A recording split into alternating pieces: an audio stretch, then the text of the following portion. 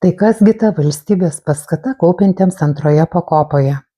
Tai yra 1,5% nuo užpraeitų metų vidutinio darbo užmokesčio 2025 metais, tai yra 30 € 33 per mėnesį.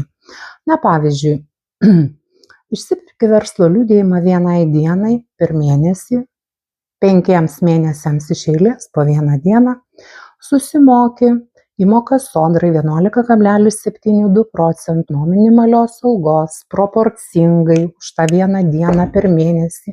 Ir tai tikrai keli eurai, 1,038 dalinam iš dienų skaičiaus per mėnesį, sakykime, iš 31, dauginam iš 1 ir iš 11,72%. Tikrai nedidelė suma. O valstybė į tavo antros pakopos fondą perveda 30,33 €.